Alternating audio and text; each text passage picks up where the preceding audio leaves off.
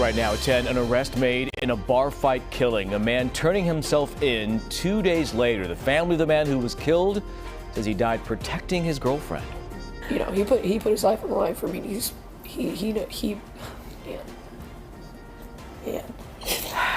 No, he's probably one of the most genuine, kind, compassionate people.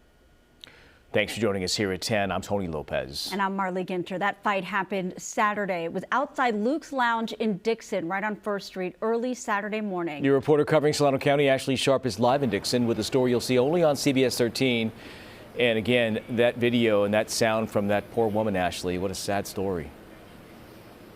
Yeah, so sad, but relief tonight to hear about that arrest. Like you said, it was at Luke's Lounge here in downtown Dixon at bar close when police got the call for a fight. 21-year-old Kane Nishimoto was rushed to the hospital where he died, and now the man believed to be responsible is tonight arrested and charged with murder. Kane's family tells me that he was doing what he did best, protecting someone that he loved. He was a presence that could not be ignored. Larger than life. And there he is, Mr. Cool Cowboy. With a caring, contagious spirit. I look at these and I just remember wishing he was still that small again. Kane Nishimoto is remembered in life and in his final moments as a fierce protector of those he loved. I've never seen fear in his eyes before, but that night I did. Jaden, Kane's girlfriend, says she was working at Luke's Lounge in downtown Dixon, where he would accompany her to keep her safe. He was protecting me. Yeah. At bar close, she says she was threatened by this man, Brian Sweeney, who police have now arrested and charged with murder. He had been a customer that night. Jaden says when it was clear she was his target, Kane stepped in and paid the ultimate price. Man, that boy was so good. Yeah, that boy was good.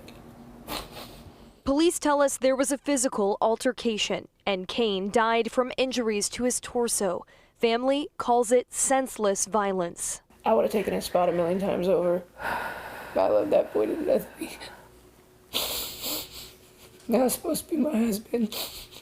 Now it's supposed to be the father of my kids. Yeah. Now knowing what happened, I would have taken his place. He wouldn't let me, but man, I would. Man, I would. His mother, Michelle, says it's a relief. The man allegedly responsible turned himself in. Because he took a very good man from a lot of people who loved him very much, and it's not fair. Family clinging to 21 years of laughter We ain't got no place to go. as they hold out hope for closure.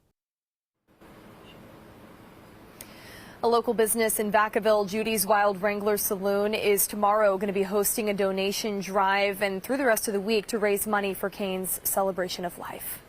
And you're right, just a small piece of solace, the fact that he turned himself in tonight. New developments. Ashley, thank you. Live in Dixon. New tonight.